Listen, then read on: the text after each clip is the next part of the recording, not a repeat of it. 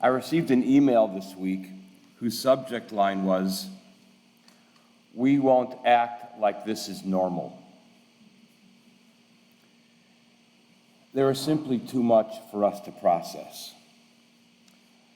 But last night, at 6 o'clock in the evening, this was a fun-filled, packed sanctuary as we celebrated Purim. After the young, boisterous crowd left, later in the evening we had a further celebration. And this was among the most beautiful Purim gatherings in which I'd ever participated. The Megillah reading provided opportunity for thought. There is, after all, someone in the Megillah named Haman. And Rabbi Khalil provided the evening's crescendo with a timely lesson offered by the words of the scroll of Esther itself, as Rabbi Khalil captured Mordechai's words to Esther, "Mi yodea, im le'et kazot higita." Who knows? Perhaps you have arrived at this place just for this reason.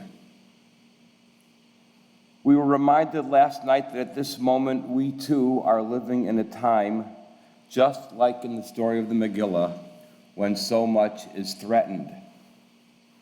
And as Rabbi Khalil underscored, Mordechai's words to Esther reminded her that she could not ignore what was happening and that she could do something, even if it was just one thing. We too live in a moment when we are each called to do one more thing. We each have to find a way to do one more thing, and then one more thing. So, two different news stories of the past week, one national news and one barely mentioned anywhere. First, the Mahmoud Khalil story. Mahmoud Khalil, the Palestinian activist who recently completed his graduate studies at Columbia, he'd become a leader in the campus protests against the war in Gaza and served as a negotiator between administration officials and protesters who were demanding that the university divest from Israel. There are reports, are they accurate, are they not accurate, that he was seen distributing Hamas flyers on campus. Flyers. We know that Columbia University protests became violent, that they intimidated Jewish students, that the atmosphere was ugly. Khalil is a green card holder married to an American citizen, and he was arrested last Saturday, as we all know, by ICE agents. To date, Mr. Khalil has not been charged with any crime, and he's held in an ICE detention center in Louisiana. His lawyer has spoken with him by phone, but has not yet been allowed to see him. The Trump administration has invoked a rarely used provision of immigration law to try to deport him. The charging document states that Secretary of State Rubio, quote, has reasonable ground to believe that your presence or activities in the United States would have potentially serious adverse foreign policy consequences for the United States. This for distributing flyers on a college campus. The New York Times reported that the State Department's rationale is that American foreign policy to combat anti-Semitism around the world will be adversely affected by Khalil's continued presence in the United States. A New York federal judge has put a temporary halt on Khalil's deportation until his case can be fully heard. This is the bare basics of the Khalil story, the bare basics. News story number two, not widely reported at all. This one from Cincinnati and reported by the Jewish Telegraph Agency. This is a quote from the Jewish Telegraph Agency report. Quote, when Rabbi Ari June learned that faith leaders were invited to speak at a rally in Cincinnati against neo-Nazis and white supremacy, he quickly responded that he would be there. As the former director of the local Jewish Community Relations Council, who recently took the helm of a progressive Reform synagogue, June has experienced responding to anti-Semitism and a passion for social justice. but a week later he was told he was off the docket. The reason? He is a Zionist. Some of your values do not truly align with the values this protest is trying to represent. Lonnie Smith, an organizer of the rally being held Sunday in the city's Washington Park, told him via text message. Billy Pittman, another organizer with Queen City United, a progressive group, spelled out things even more clearly. Rabbi June is a well-known Zionist, and while this event is intended to oppose Nazis and white supremacy, allowing Zionists to participate undermines the original goal of the demonstration. End of quote. I could not have made this up. My imagination is not nearly able to conceive of something like this. Now, if there is any group that knows something about Nazis and white supremacy, which used to be called Aryan supremacy, one might think that Zionists might have something to contribute. Not apparently in today's fashionable leftist circles. But back to the Khalil story. The New York Times, quote, a few hours after news broke on Sunday of the arrest of Mr. Khalil, who has not been accused of having contact with Hamas, the Anti-Defamation League released a statement applauding the, quote, swift and severe consequences for those who provide material support to foreign terrorist organizations, end of quote. Yes, the Anti-Defamation League, our oldest Jewish organization that used to know how to combat anti-Semitism and used to be able to recognize anti-Semitism, supported this arrest. Amy Spitalnik, executive director of the Jewish Council for Public Affairs, made this observation, quote, any Jew who thinks this is going to start and stop with a few Palestinian activists is fooling themselves. Our community should not be used as an excuse to upend democracy and the rule of law, end of quote. Spitalnik knows and understands history, something the Anti-Defamation League either never learned or once knew and has conveniently forgotten. This presidential administration, in all of its apparatus, is using combating anti-Semitism as a fig leaf cover for shutting down free speech, when it is actually perpetuating anti-Semitism in so many ways that it is absolutely horrifying. We therefore have to ask ourselves, why does it always seem to be the Jews that are in the middle of everything? Because there is, of course, more, and it gets worse, now from the Israeli newspaper Haaretz. Quote, tech billionaire Elon Musk, who serves as an advisor to United States President Donald Trump, shared a post on social media platform X on Thursday which said, quote, Stalin, Mao, and Hitler didn't murder millions of people. Their public sector employees did, end of quote. Can you believe this? Can you absolutely believe this? The article continues, quote, in January, Musk said in a speech at a conference of the far-right Alternative for Germany party that there is, frankly, too much of a focus on past guilt, and we need to move beyond that. It's good to be proud of German culture, German values, and not to lose that in some sort of multiculturalism that dilutes everything, Musk said. End of quote. The article then goes on to say, again, quote, Musk occasionally posts memes and jokes related to Nazis and the Holocaust. He recently mocked his critics in a series of jokes that included wordplay on the names of senior Nazi party officials. The article quotes some of those jokes, but I could not bring myself to read them because it would desecrate the Shabbat and desecrate the sanctuary. We have a very full plate. Just to review, there are the ignoramuses on the far left who are unable to see the difference between a tiny threatened people's love of their ancient homeland and the fascism posed by Elon Musk. 2, there are Jewish organizational coddlers of this administration who excuse such thing as Elon Musk's Nazi salute and support the canard of fighting anti-Semitism to shut down free speech, thus endangering our entire democracy.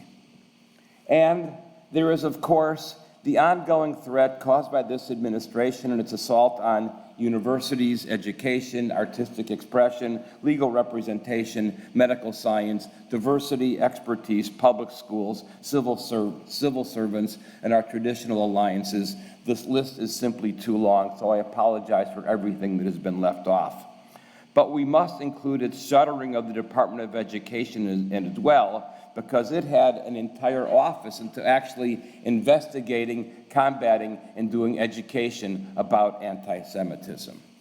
Again, combating anti-Semitism is this administration's canard to advance their goals of destroying our social fabric as well as the institutions that are designed to protect Jews and all other minorities. Combating anti-Semitism is a tactic to eviscerate the very idea of America as a multiracial, multi-ethnic democracy bound together by the ideas embodied in our Declaration of Independence, all this to advance the goal of a white Christian nation. The tactics are not new. Many years ago, I read while on vacation in Arizona, and I quoted a different section of Hannah Arendt a few weeks ago, and I said to Louise, I never knew that my being neurotic would ever come in helpful, because as I underline books and sometimes write in the front and back, I then will sometimes open up a Word document and type in part of my favorite quote into a Word document just so I'll have it when it's handy. This one turns out to be rather handy, most unfortunately. Hannah Arendt, quote, anti-Semitism was the ideological weapon for the destruction of the old order. It served to absolve the new movements of all responsibility for the upheaval they were engendering. Totalitarian leaders used anti-Semitism to shift blame away from their own destructive policies, ultimately framing Jews as the cause of the pain the people were experiencing as a result of their repressive actions, end of quote. And the Anti-Defamation League falls for all of it. I would beg the leaders of the Cincinnati rally to read Hannah Arendt. They too have been duped. I therefore cannot tell you how often I return in my files, and I do this now, I've done this several times since November. I open up my files, another document in my computer, Archibald MacLeish's great essay, which at least one person here knows very well because you read it so often as I've quoted it. Archibald MacLeish's great essay from July 3rd, 1976, his great bicentennial essay. And then we'll turn to the Bible. But in this essay, MacLeish asks if Americans still believe in the cause of human liberty. Quote, MacLeish writes, this is one of my really long quotes about liberty. Is no longer such a hope as human liberty realistic? If we think that, we had better give up thinking.